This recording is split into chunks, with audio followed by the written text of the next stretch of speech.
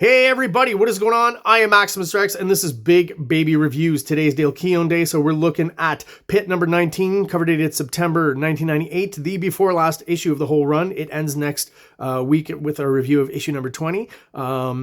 Thoughts on the cover? We're back to the good old PITT logo that's being cut off at the top, but now I think that's just a full bleed concept, and they've been doing it since the beginning, so they're not messing with it. They tried moving the logo around last issue and didn't really work that well, so I guess they're back to putting it where they feel it needs to be now. I like though how they incorporated the logo into the actual image, because this guy's this leader wannabe, his head is overlapping the logo, creating the three basic planes, right? He's in the foreground, the multiple ladies here, and the logo are in the middle ground, as are these little creatures here, and this guy here that I'm going to talk about more when we get into the comic, looking at that, is in the background, again creating those three basic planes, creating that layering.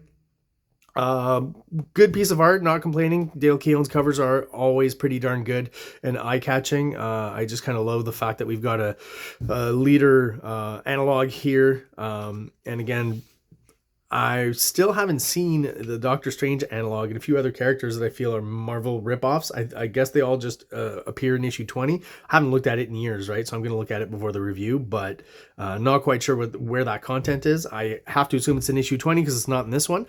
So let's crack her open, see what's going on inside. Also, will mention, I feel like this character's been in the series earlier, possibly, or it's the same design that he used in the Incredible Hulk at some point. Like, he's been known to do that. He brought back the werewolf that I didn't know about. He originally did in Dragon Ring. And I definitely feel this is a design I saw in the Incredible Hulk. I might be wrong on that. Might be just in the early PITT issues, but and I think this guy appeared in the early PITT issues as well. Again, not 100% sure on that. It's been a while since I've looked at those early issues. You can always go check those out in the archive.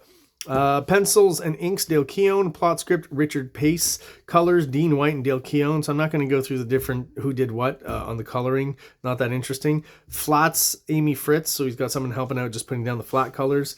Pinup contest winner, Jerry Beck. I guess that's what's going to be referred to at the end. I'll go through that when I get there. And again, film output, Kelographics. Again, if anyone can tell me what the hell this means in the production of comics, please let me know. I still have no answers on that.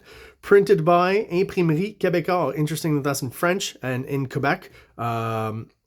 So at this point, Dale Keown's Canadian, so he's getting his stuff printed here in Quebec, as a lot of books were back then. You would see printed in Canada, but I think a lot of it was happening in Quebec, actually. So let's go through the recap so we can put you back on track as to where the story is. Real quick, I've told you, PITT has moved 5 years forward in time. He and Timmy have had no connection, no any kind of meeting or relationship in these last few issues, so that's kind of odd. That whole dynamic has disappeared, although Timmy's involved in a subplot story. We'll see where that's going. And again, the writer, Richard Pace, I've come to the conclusion that he's just basically someone who was probably more into politics than Dale Keown was. If Dale Keown was into that, he would have inserted that in the earlier issues of PITT, and it just wasn't there. Now that Richard Pace is writing, I just feel like he's got a real mad-on, hard-on for Bill Clinton back in 1998, and just really doesn't like him, and that's why PITT ends up killing him last issue. Kind of odd. Anyways, here's the recap. After finishing off most of what the U.S. Army could throw at him, PITT continued towards Washington to target the president, and ended up face to face with America's super soldier, Captain Curtis, basically Captain America, right? The beginning of the analogs in PITT. Their ensuing battle was cut short by the searing blast of America's orbital defense satellite Sunspot. Just a huge kind of, I'm not sure if it's nuclear or laser powered, but basically a satellite that shoots down to Earth, right? Despite this weapon's immense destructive power, PITT was not killed. However, the seemingly invincible Curtis was. PITT finally completed his original agenda, killing Clinton. He's not finished yet, so what else is there to do once he killed the president? I guess we're going to find out. So we've got some backstory on some military dudes again. The creation of this leader-like character, basically, right? The scientific term for what happened to us is in utero cannibalism. We were originally three fetuses, triplets. At some point, two of the bodies were absorbed into one, though not entirely. The brains remained separate and independently functioning within one cranium. All smarts, no looks. So basically we've got here is a 3-in-1, right? So this version of the leader has 3 brains, basically. He's got some cybernetic appendages to hold up his, insanely huge head, which I think is kind of an interesting take on that. You'd either have to have something like that, some sort of neck brace, or just have insanely huge traps and neck muscles. And this lady, who I believe appeared in Incredible Hulk, is actually his bodyguard. I do like the clever use of the narration boxes here. There's a red one, a green one, and a blue one, obviously meant to represent the 3 different brains right inside of his head, having a discussion amongst themselves, privy only to themselves as well. So I kind of like that idea, even though this guy's kind of a leader ripoff. Get a great Dale Keown almost splash page with a few insert panels. I always like when a splash page includes some of these because it feels like the artist is not cheaping out on the storytelling. So we've still got some sequences going on basically across these 2 pages, even though we got 2 big splashes. Having one next to the other maybe is a little redundant and not so great. I mean, design wise, I don't feel there's cohesion here. It almost feels more like a pinup book on these 2 pages, but I'll give more points then to the fact that both drawings of Pitt are pretty darn awesome. And obviously when you're buying a Pitt comic, you're looking for those kind of shots for sure, visually. And again, at this point, I'm not really that involved in the storyline just because it's changed so drastically and is just not as fun as Pitt used to be. Very serious kind of tone. But still some cool moments, visually. This is him ripping the bodyguard's head off and realizing obviously that's a robot, and you've got multiples of her here, right? Dr. Guiley is this guy's name, not leader ripoff. And basically this whole issue, even though we get Pitt fighting again, and we'll see him fight against a monster, so we've still got that trope, thankfully, which hasn't appeared in each and every issue, I think, up to this point. Maybe that was Dale Keown's only kind of things, like, write what you want, but Pitt's got to fight some sort of monster, robot, or something every issue. I have to go back and look, but I'm pretty sure they've mostly upheld that tradition. So we get some backstory on the leader, right? His mother was on lots of psychotropic drugs, basically pharmaceuticals, and he was left to be raised by his grandparents. And eventually, it says here, one time when the doctor refused to give her more drugs, she brought us to his office and threatened to sit us in his waiting room every day until she got her pills. And she got her pills. A new doctor moved to town a little while later, and when Mother brought us by to extort her medication, he refused until she promised to let him take us for the weekends. Later, after the accident, he adopted us and took us in as his own flesh and blood. In gratitude, we later insisted he change our last name to Guiley. Today in a freak fire, so basically his grandparents have died. The doctor saves the head boy, as he's called. That's pretty funny. And of course, the implication is that he probably set the fire, right? So Pitt's trying to get to him. Don't know exactly why. He's figured out that he's been manipulated by him, but I mean, that's just me surmising that because nothing indicates that last issue. And all of a sudden in this issue, he's going after this guy, right? So Pitt hasn't quite yet said why.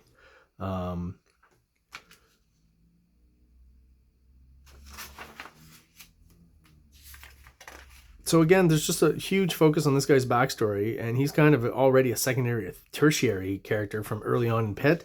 So kind of funny to have so much focus on him in this issue, when he's basically, his demise is at the end of this issue. Don't know if he appears in issue 20. I don't remember exactly, but I don't think he does. And it's really just this issue that puts a lot of focus and emphasis and characterization on him for a character who wasn't very important before and who won't be after because, again, he does die.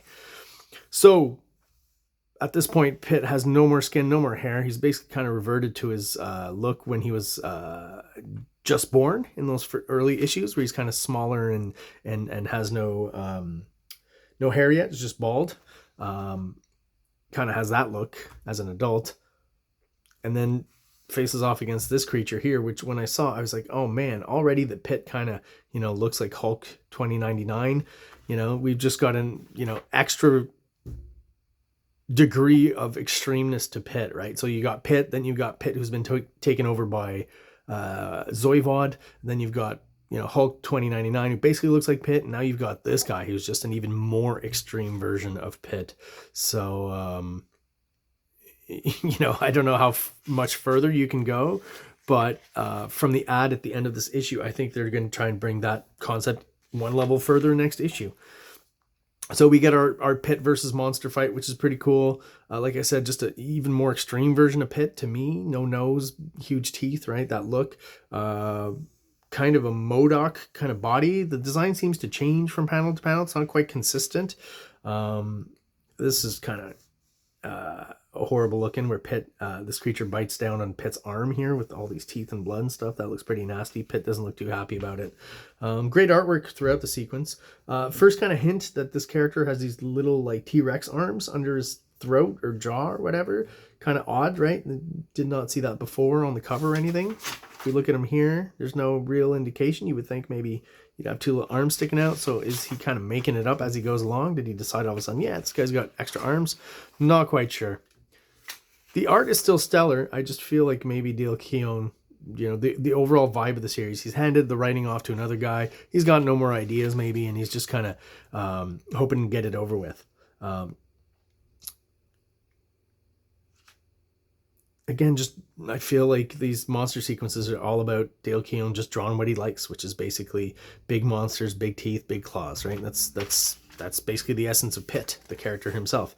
And we get the old trope of the big monster swallowing the guy, but of course, some weird form of indigestion, and Pitt rips right out of the side of his stomach area, I guess. There's an extra mouth down here on this guy, so yeah, not quite sure what this guy's full design is supposed to be, but what a great page, great hatching, you know, the height or the epitome of the image look, you know, but done well, because Dale Keown's always been a great artist. He's not a clone of anyone else at this point. He's his own man. Not quite sure what's going on with Pitt here. Okay, so he's pulling out all his guts and stuff. Kind of unfortunate that the guts and Pitt are just about the same color. There's a slight kind of hue difference, but this would have looked a lot cooler if the guts were more contrasting color to Pitt. You know, I was almost real quick thinking, is Pitt starting to melt, or are his muscles unraveling or something? Not quite sure what was going on there. Another great shot of pissed off Pitt. More backstory with our Dr. Guiley. So at some point he's, you know, moving on up in the government. And finally the confrontation with Pitt. You made a fool of me. No, you did that on your own. Shut up. What do you want us to do now? Beg, grovel before your immense stupidity? There's nothing we can say or do to stop you from killing us, so at least go with our pride intact. So never really explained exactly how Pitt finds out that he was set up by this guy. And the killing happens off panel. And Pitt just walks away. Kind of an odd sequence. Interesting bit to the whole story, though, to give this guy kind of a cool send-off, is this last page where, you know, I guess it's the robot scanning the body, and she finds that there's cancer that's terminal everywhere in his body, right? Diagnosed a few short months ago, it has already metastasized through all our major organs. Okay, it's one of the brains talking, sorry. The only parts of us unaffected are our brains. The choices made available to us were a quick, painful death from the cancer, a long, painful death from the treatments, or a painless death in a drug-frozen fugue. We chose none of the above. So what it seems like is like he manipulated events, you know, maybe he's the one who let Pitt in on the fact that he's the one who manipulated events against Pitt and the killing of the president. And that's why Pitt, you know, it was Brain Guy's plan all along to have Pitt kill him, because that would be the quickest of deaths as opposed to the ones enumerated here. So I thought that was kind of one interesting kind of part to the story and the plot. And here's a good question, because I was wondering this as I was looking at this issue, and I'll just read it out to you. Dear Dale, whatever happened to the Creed Empire? It has not been mentioned since Pitt came out of Shimmer Space. Will my favorite villain, Roth, be in any more comic books? Right? So obviously I was wondering that same question. All the storylines and stuff that was kind of established in that earlier run of Pitt, what's going on with that stuff? You know, it's, if there's only one more issue in this run, I don't know how they're going to, you know, if they're going to next issue bring them all back. I'm not quite sure, but the explanation is here. What he says is, in August we published Pitt Crew #1. It's drawn by Ken Lashley and written by Richard Pace, and it's a whole story involving Quag, Pitt, and the Creed that kind of ties up a few loose ends from Pitt's past. Thanks for your letter and drawing. Oh, and fear not, Roth will return. I guess we'll see about that, but it does annoy me that all these plot lines are being kind of settled in another series that I don't want to buy, because it's not drawn by Dale Keown, you know, not anything against Ken Lashley. I think he's a pretty darn good artist, but you know, if I want to read some Pitt, I want to see it drawn by Dale Keown. So there was a Pitt fan art contest, right? So these are some of the people who submitted stuff. I would say that, you know, this is kind of cool. Very image inspired, of course, overall in the style. This is somewhat kind of evocative and ripped off of Dale Keown, but brings it in a slightly different direction, which I kind of like. But everything's a little bit derivative. I would say this is the one guy who seems to kind of have his own style and at a level which I think is, you know, could definitely deem him a comic book professional. You know, I kind of feel like this is like early Kyle Hotz or something, or similar to that style. And definitely has a lot of promise. And I guess he was lucky enough, because he was the winner, to have his pin-up colored. So it looks really good. Yeah, so here's the ad for Pitt number 20, the last issue. Pitt number 20, Urgral Thul is its name, and it wants more than Pitt's death. It wants his soul. So once again, this looks like an even more pushed, further extreme version of Pitt, right? And with the name Urgral Thul, I feel like it's some sort of Lovecraft ripoff or something. I guess I'll find out next issue where that's going. And if I'm not mistaken, this is the cover, but just the pencils? Is it really? Huh. Feels like there's been a change with this character here. So I'm not sure it's quite exactly the same one. And I know for sure this character here has changed. Whatever his name is. There you go, guys. That is my review of Pitt number 19. Again, we've got just one more issue to go with the Pitt run, issue number 20, which I'll be looking at next week. So everyone out there, if you're subscribed and you're still watching, thank you so much for your support. I really do appreciate it. If you're watching but you're not subscribed, please do so below. It only takes a quick second for you. Really helps us out, helps the channel grow and get out there to other people who are into comics just like we are. Everyone out there, thanks for watching and have an awesome day. Like, subscribe, like, subscribe.